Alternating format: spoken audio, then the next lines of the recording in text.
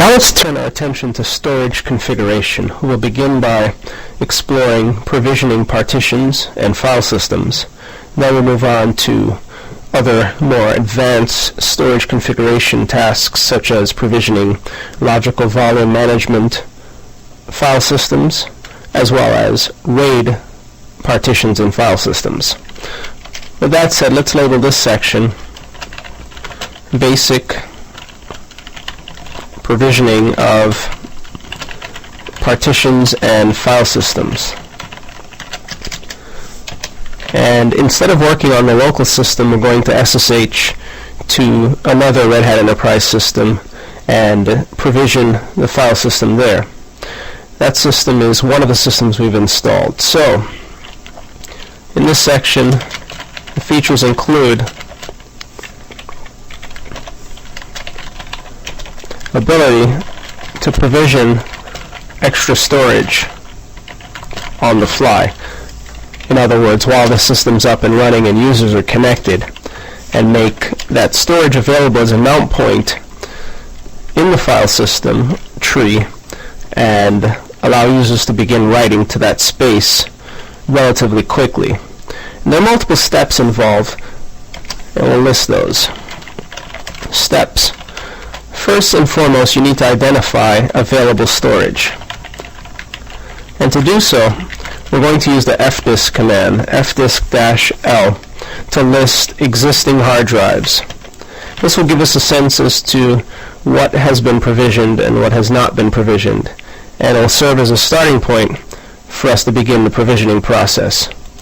So let's SSH over to that remote system. We'll exit this ED quota instance for the group sales, and we'll drop from root to Linux CBT, then SSH as root, since you need to be root to effect these changes on a remote system, over to the other Red Hat Enterprise system located at 75.199.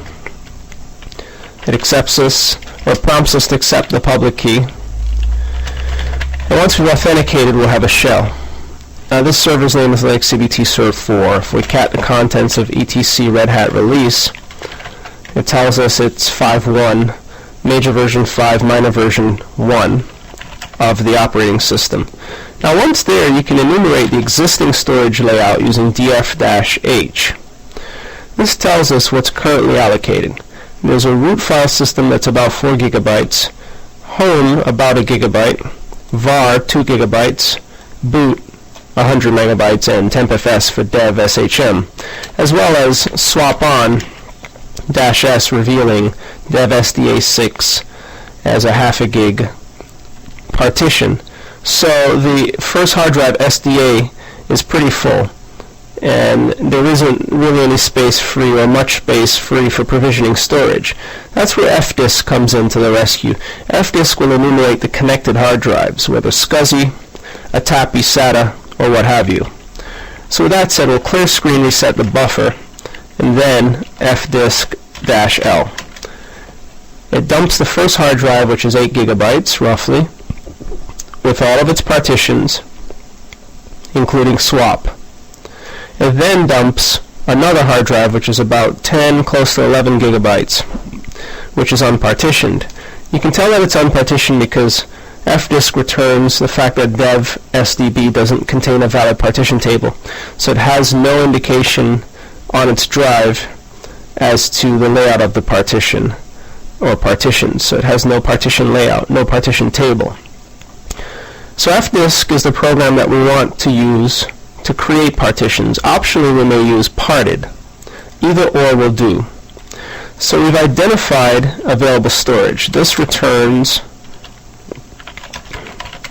connected storage and tells us what we may use for storage, and that may include free space on an existing disk. So fdisk-l will tell us if there's any free space. For example, it tells you the total number of cylinders, 1044, and if you follow the cylinders 1 through 13 for the first 3 partitions, which terminates at 796, the extended occupies 797 through 1044, and we have allocated up to the 992nd cylinder, leaving us between 993 and 1044 for allocation. So there really isn't much space available, which is why we want to focus on SDB, another connected hard drive. So with that said, we'll use the fdisk command followed by the path to the hard drive. So the next step is to create partitions on desired hard drive. And to do so, we'll execute fdisk followed by dev-sdb for the second SCSI hard drive. In this case, it happens to be a SATA drive. So interacts with dev-sdb drive as opposed to dev-sdb, dev-sda that is, or dev-sdc or some other drive. So it's fdisk dev-sdb. This propels us into fdisk, returns some useful information, and if you need help you press M. However, generally you'll press P to print the partition table, and if there is none, which that is the case for us, we can create one by using N to add a new partition. So our first step is, after entering, our next step is to execute N to add a new partition. Now we know that the hard drive is about 11 gigs, 10 to 11 gigabytes. So we should determine how much space we'd like to allocate for our new mount point. We haven't determined what the mount point will be in the Linux file system tree, but that's unimportant right now. What's important is how much space we'd like to use of the roughly 11 gigabytes. So supposing we need an extra 4 gigabytes of storage. We'll indicate N to create a new partition. We need to determine whether or not it's primary or extended.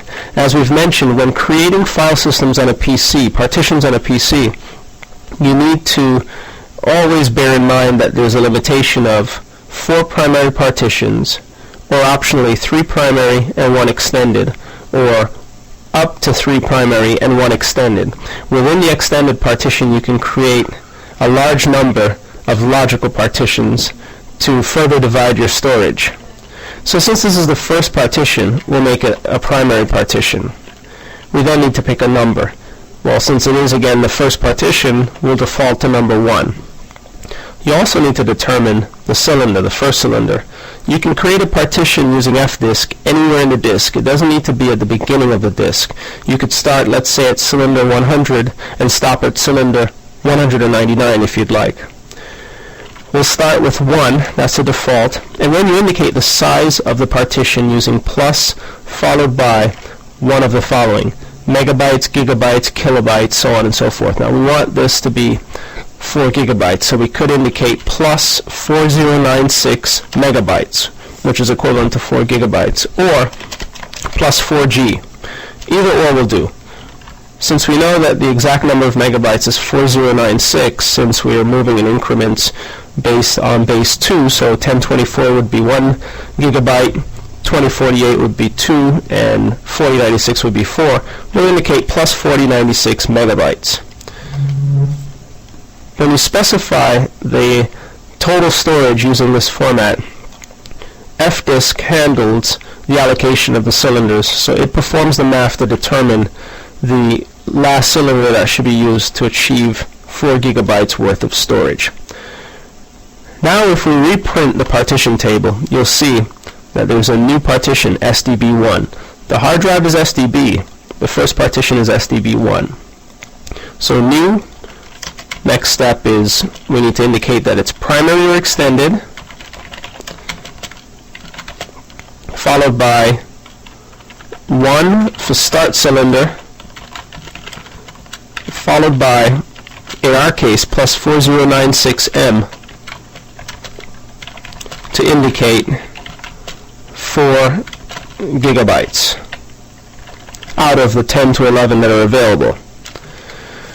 But these changes have not been written to the disk just yet. These are just temporary interim changes. In order to commit the changes to the disk, execute M for help, and you'll see that writes the changes to the hard drive. So W updates the partition table. You may optionally create additional partitions, but we'll do that later on when we show you how to create swap partitions and swap files or swap file systems based on files and partitions.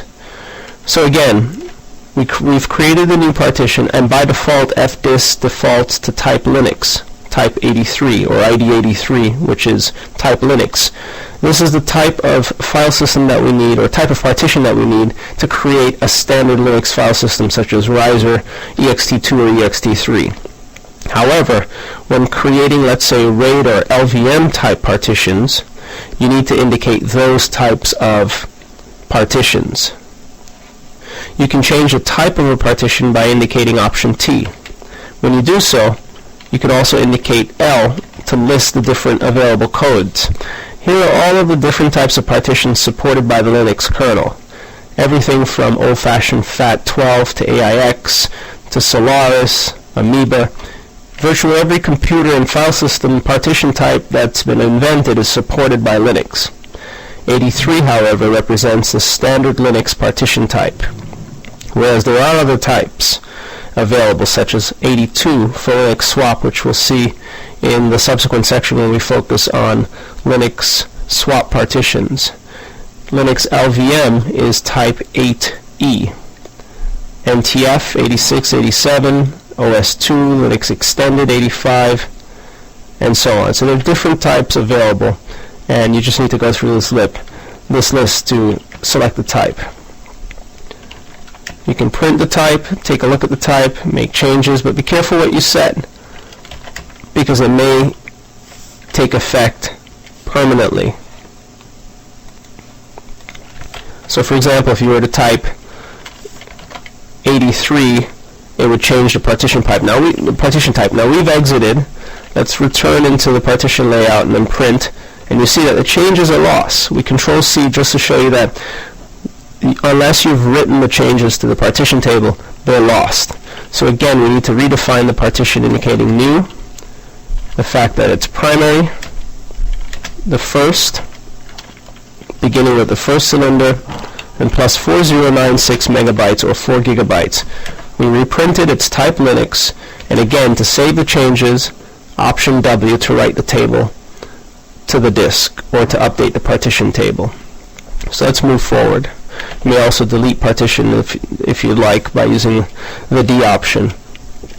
So this writes to the hard drive, and if all goes well, we'll be able to create a file system on the hard drive. Sometimes there are problems syncing to the disk, especially for disks that are currently in use. So for example, fdisk-L, if we attempted to update the first disk, SDA, by creating a new partition between the cylinders 993 and 1044, sometimes with a running system, you'll be unable to do so unless you use the part probe utility. The part probe utility forces changes when you indicate the partition. So note, use part probe followed by the partition, which is usually dev / and the identifier such as SDB1, to force a write to a hard drive's partition table on a running system. This will ensure that you don't have to reboot to commit the changes when using fdisk, as was the case with older versions of Linux. But in this case, we don't have a problem because we saw that the disks were synced, or the disk was synced with no problems. So that tells us that the partition's available, and when we executed fdisk-L, we saw on the second hard drive dev SDB1. So now the partition's available, but this is known as a raw partition. So we should just note that. Note, fdisk creates raw partitions, which works for some applications such as Oracle, and perhaps even MySQL, which provides support for accessing raw partitions. In order to make this partition available to the user community, however, we need to overlay it with a file system such as ext2, 3, RiserFS, JFS, XFS, or one of the many supported file systems. Otherwise, the file system will not be available. In other words, in order to make it show up when we use df-h in the list of available file systems, we need to overlay a file system. So step 3 is to overlay or format the raw partition with a file system. And with Red Hat Enterprise Linux, the standard file system is ext2, or optionally ext3, which is a variant of ext2 with simply journaling turned on to increase availability and recoverability of your storage volume. So to do so, we'll use the make2fs command.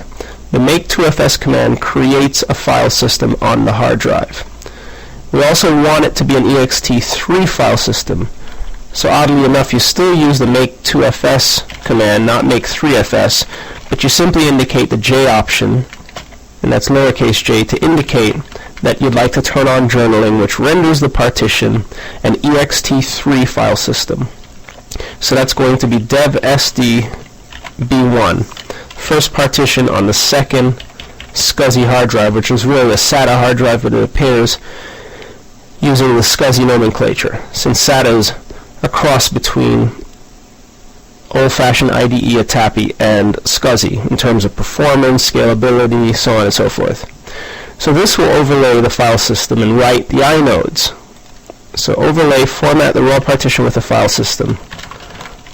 This will write inodes to partition. Once we've written the inodes, once make2fs has calculated the inodes and has written it to SDB1, the raw partition, the partition then becomes available for mounting, which will be step 4. And then step 5 is to simply ensure that when the system boots, the partition becomes available. So once we've created a file system, we can determine where we'd like to mount it within the Linux file system hierarchy. Once we've made that determination, we'll update etcfs tabs so that when the system's rebooted, the file system is made available to the user community.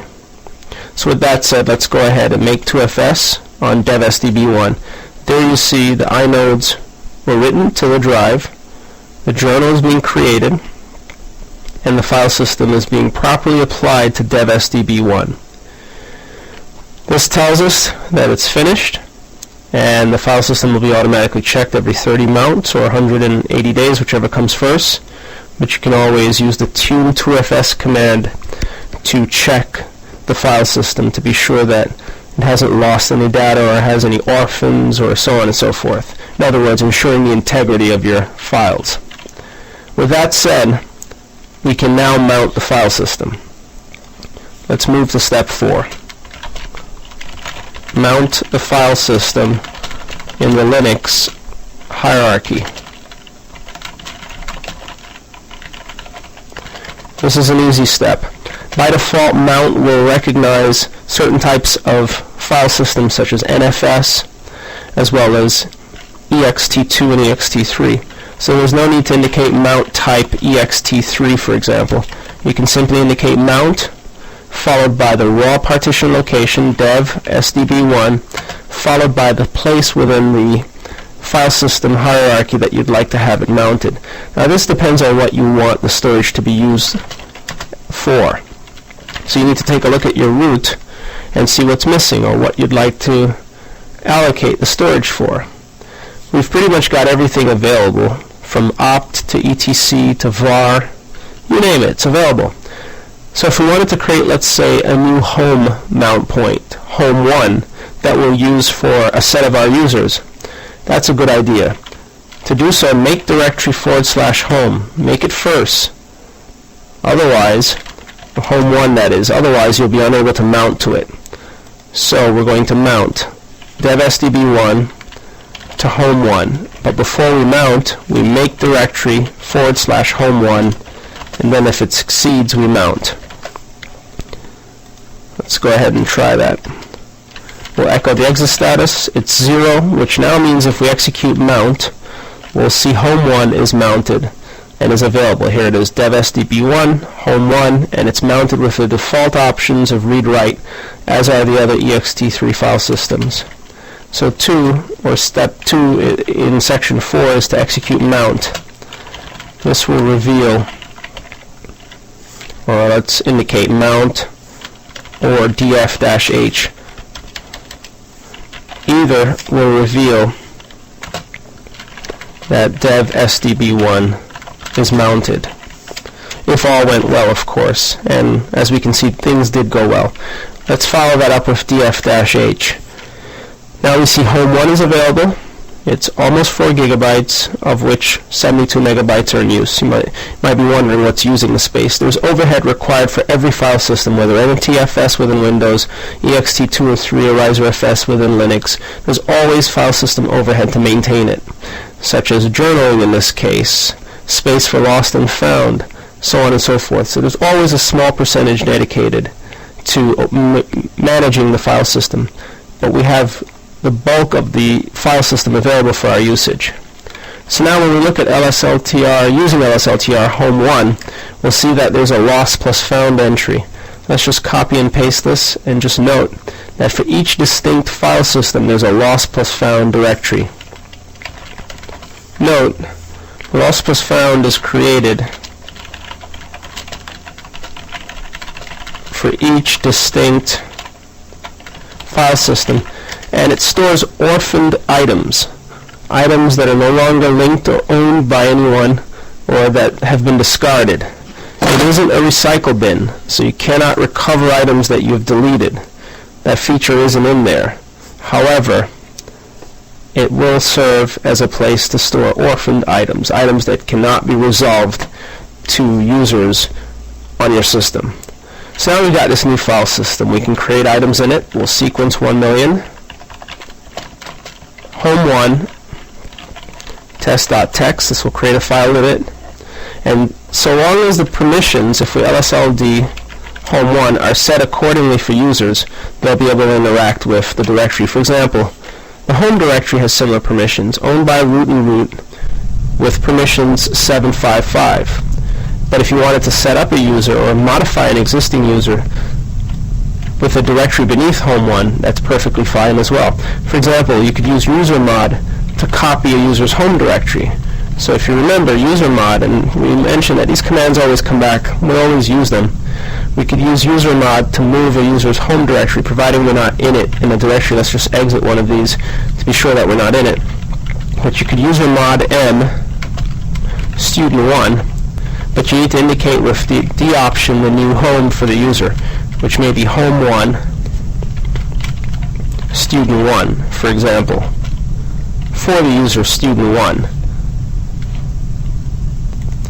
And in this case, the user doesn't exist on this remote system. Let's go ahead and user add and create the user fresh. User add D, Home 1, Student 1, the name of the user Student 1. Since we're on a remote server here, it's part of the confusion when you set up users or interact with Linux systems in a shell environment. You never really know where you are on the system unless you pay attention to the prompt. I am root at Linux CBT Serve 4 as opposed to Linux CBT Serve 1, which is the host system.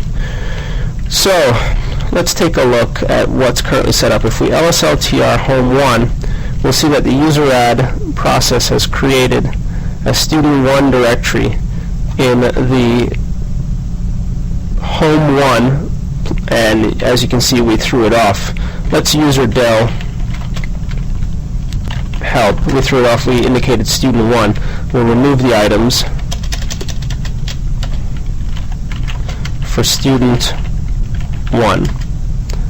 And now let's LSLTR Home 1, and it's gone. You may be wondering, how did it resolve Student1 to Student1 without a T? Because of the etc password entry. Now let's recreate the user. So we'll user add Home Student1, Home 1 Student1 for Student1. And now when we LSLTR Home 1, we see the directory has been created by the user add process. In it, we'll find, if we turn on the hidden option, bash files, which are copied automatically from etc skel. And we'll LSLTR etc skel with the A option turned on, not cat. These are the options that are copied automatically into the user's home directory. Now if we use usermod to move the user's home directory, let's say to Home Student1, then that would work as well. So for example, usermod Home Student1, move Student1, this takes care of moving the user out of home 1 into home, just like that. And now we can move the user back if we'd like. So it's user mod D home 1 student 1. Now the user will be moved out of home into home 1. So using user mod, you can move the user's tree and preserve permissions about the various mount points. So now we have storage. This user differs because this user will be parked at the home 1 mount point. But we've yet to do one important thing, and that is to set up the home 1 mount point so that when the system reboots, it's auto-mounted. So the fifth step, aside from all the playing around we've been doing with user mod and user del, user add, is to configure /home1 to auto-mount when the system boots into various run levels. To do so, we'll nano etcfs tab and copy the home entry and modify. So we'll copy and modify the home entry to suit our needs.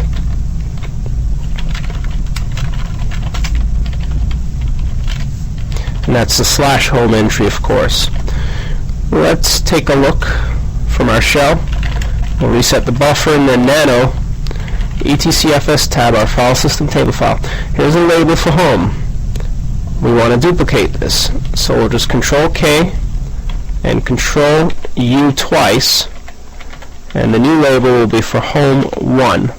We'll bring this back up, keep everything on the same line, otherwise you'll have problems booting, or at least have problems at that point when the file system attempts to boot. And don't forget, like we did earlier, if you want quota support, and now's your opportunity, turn it on. So we'll indicate user quota as well as group quota support, just in case.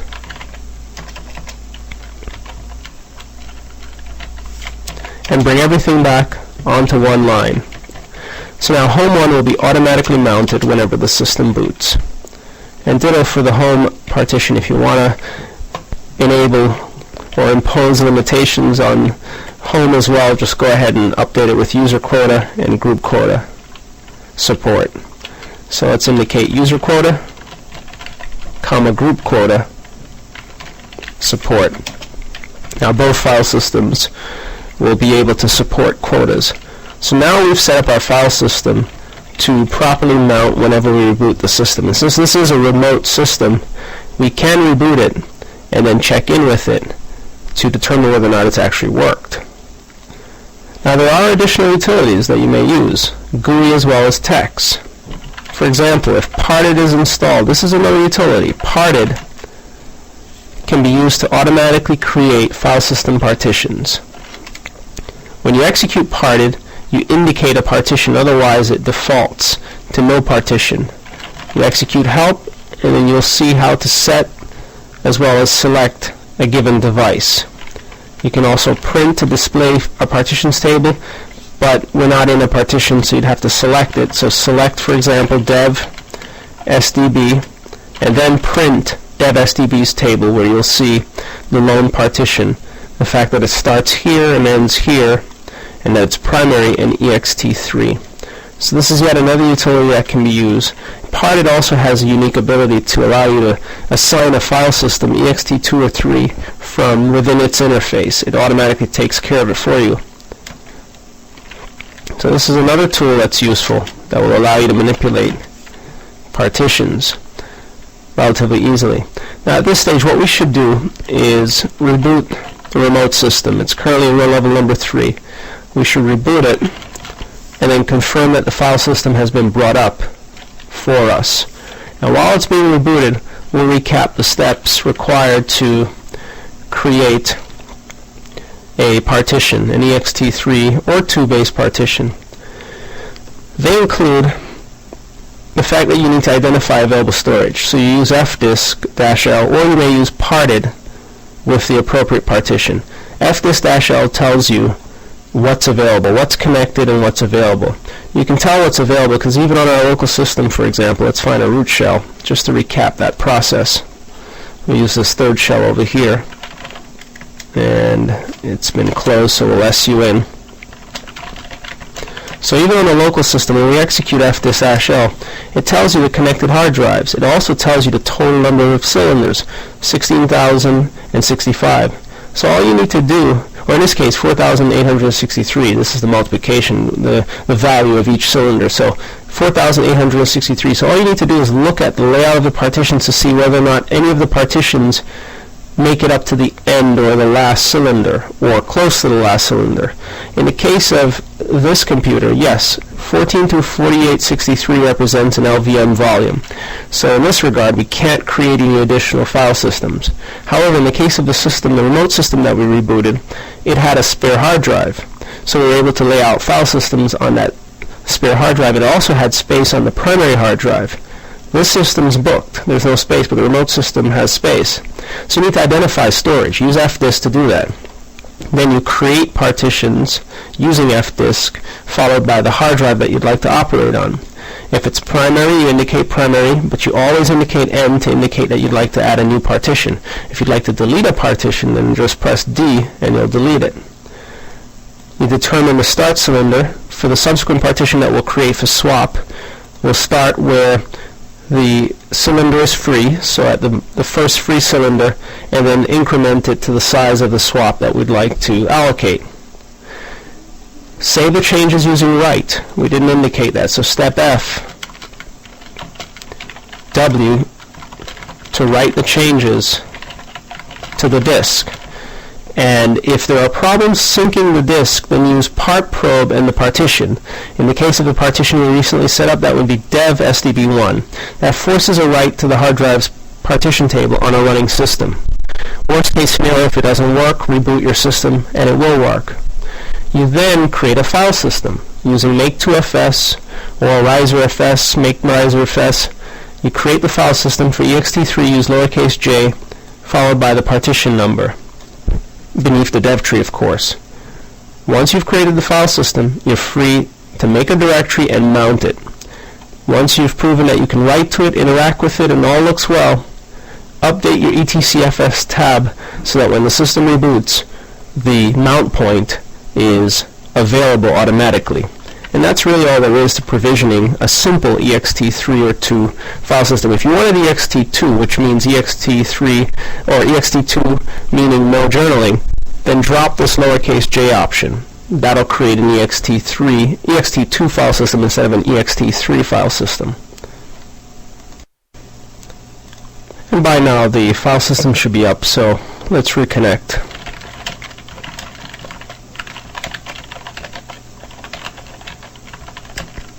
And there it's prompting us.